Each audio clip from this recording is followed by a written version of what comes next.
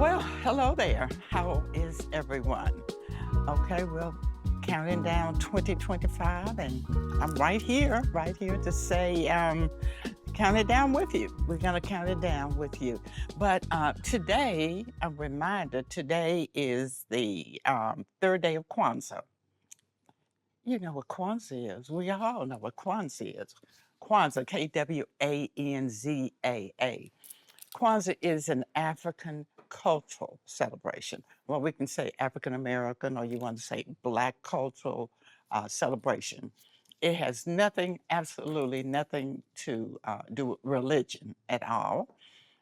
It's a cultural holiday that was started way back in, I guess, in the 60s by Dr. Malinga. uh, Kwanzaa is a Swahili word meaning first fruits.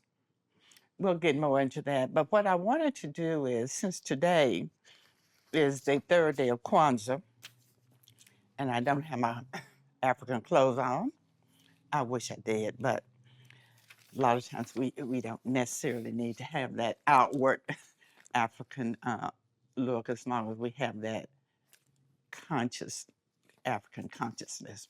But today's the third day of Kwanzaa. And during Kwanzaa, we celebrate 7 principles. Each day is a different principle. So the first day of Kwanzaa, we celebrated the principle of umoja, which means unity, to strive for and maintain unity in our family, our community, our nation, and our race. The second day of Kwanzaa, which was 2 days after Christmas, Kujuchakalia, which means to define ourselves, to name ourselves, to create for ourselves and speak for ourselves. It's important. You know, one of the things that really, really attracted me to celebrating Kwanzaa are the Kwanzaa principles, the principles of Kwanzaa.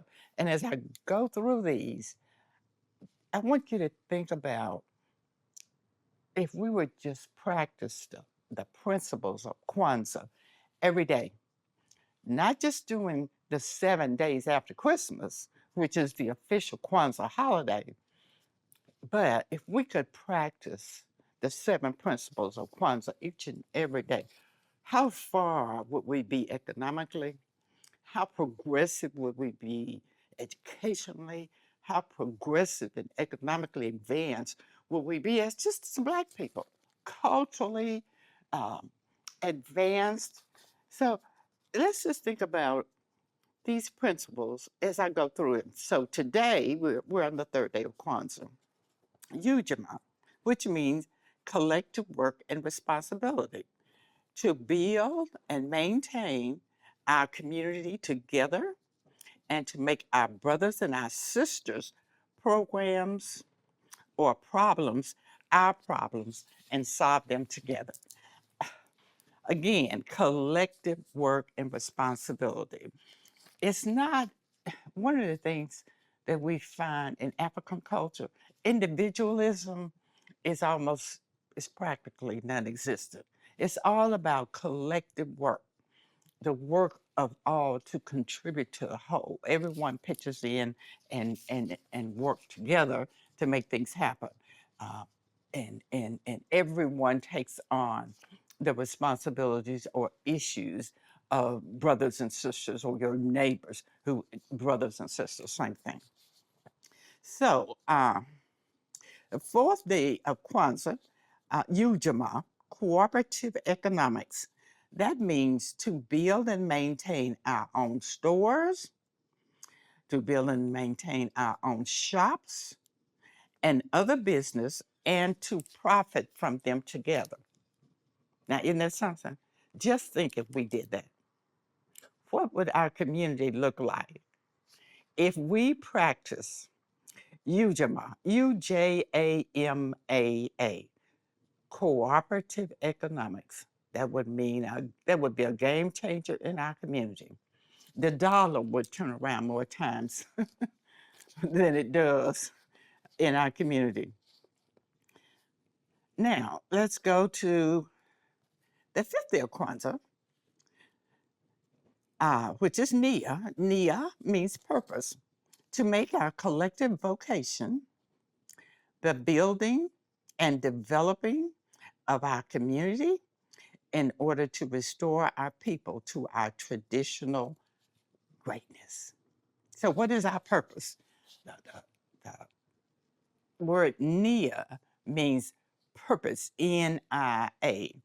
And our purpose, our reason for being here, always is to make our collective, together vocation, the building and developing of our community.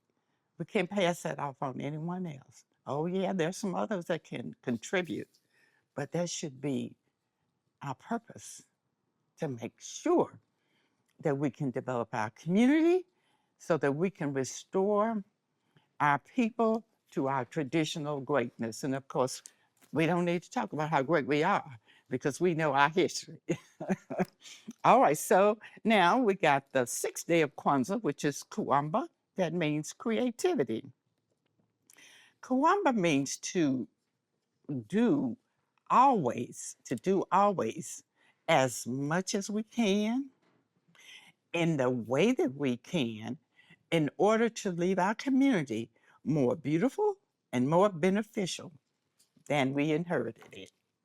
So, our space here under creativity or Kuamba, where we are here on this earth, we need to do as much as we can in the best way that we can to make sure that we leave our community better than it was when we came onto it or when we inherited it.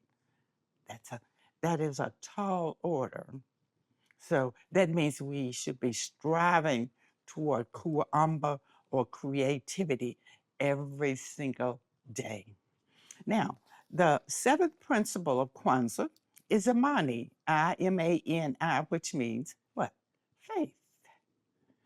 To believe with all of our heart in our people, our parents, our teachers, our leaders, and the righteousness and the victory of our struggle. Faith. Not just faith in something abstract. No, this is real. This is what will make everything worth everything. To believe with all of our heart in our people, our parents, our teachers, our leaders, and the righteousness and victory of our struggle. So those are the seven principles of Kwanzaa. We celebrate those beginning the 26th of December all the way through January 1st. And, you know, I love celebrating Kwanzaa because it's such a festive time. You know, we set out a table. We should have had a table here, but we'll get it right next time. But we have a table with the first fruits, and each one of the items on the table, we also have books.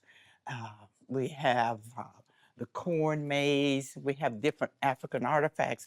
And each artifact that's on the table is intentionally put there so that it will mean something. It will mean something to the audience, and then it will be explained how all of that, how everything on that table is connected.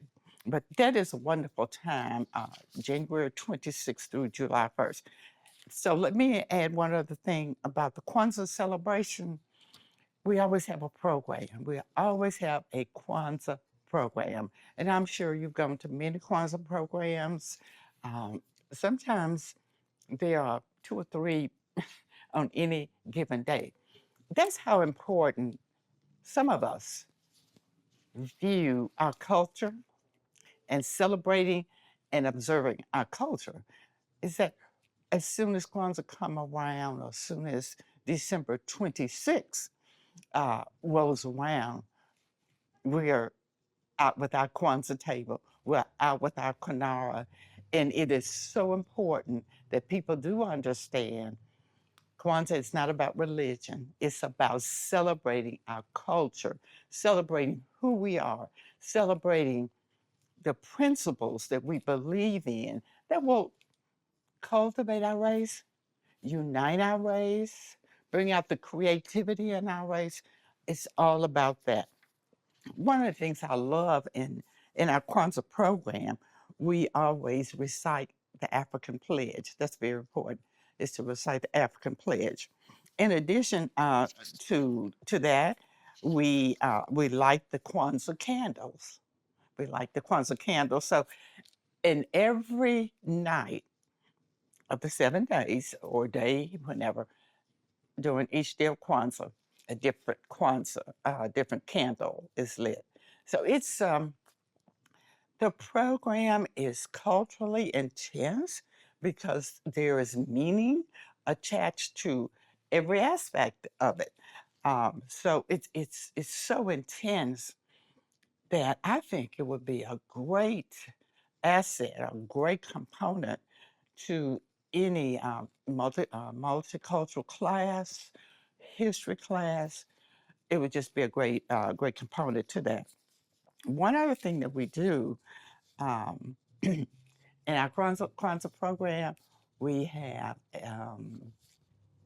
we bring on a king and a queen for that Kwanzaa program. Each Kwanzaa program has its own king and queen. And that's so uplifting because what we do, we try to bring forth male and a young lady or lady who has uplifted the community in ways that these principles that define uh, Kwanzaa principles. So it is so important. And of course, they will always have an uplifting speech, and it's always geared to our youth to make sure our youth understand how important it is to celebrate Kwanzaa, to know the meaning of each one of the 7 principles of Kwanzaa, and then understand what their role is in Kwanzaa. So that's a brief overview of Kwanzaa. Hopefully, we'll have more time to get back into it, but we did want to just sort of, since today is 4th day of Kwanzaa, we want to make sure we mention Kwanzaa. And for those who don't have any information, we brought some information about Kwanzaa. But before we go, I know you're listening to and watching Lean In with Commissioner Henry E. Brooks. But before I go, I do need to remind you that the election is coming up. But we need to make sure we get our voter education in, right? So there are some dates that are coming up. People have already started to pull petitions. And so we're looking forward to our to start our voter registration. Voter registration deadline will be in April. So we got to make sure we get all registered to vote. We make sure we get our voting plan. But most of all, let's make sure we get to know these people who are running for office. That's right. Let's know what their agenda is, whether or not they're working to serve us or serve themselves. And we're just trying to be educational here. We want to make sure that the individuals who are asking for our vote are individuals who do understand and have a plan to implement some of the solutions uh, are that will help our community, that are concerns of ours, whether it's healthcare, whether it's wages, whether it's environment, whatever it is. We want to make sure that we have uh, voted for or we're planning to vote for a candidate that is connected to the issues we're concerned about. We want to connect voting to concerns and issues. Your vote is your voice. So there are survival issues, issues of concern, whatever they are, you want to make sure that the candidate that you select is a candidate you know or you've heard articulate, they will bring forth solutions to those problems and concerns that you have. So, again, thank you all for listening. Thank you for watching. You can get this podcast anywhere you get your podcast. So just stop by and pick up, listen in with Commissioner Henri E. Brooks. Lean in. I'll be here. Thank you. Have a good day.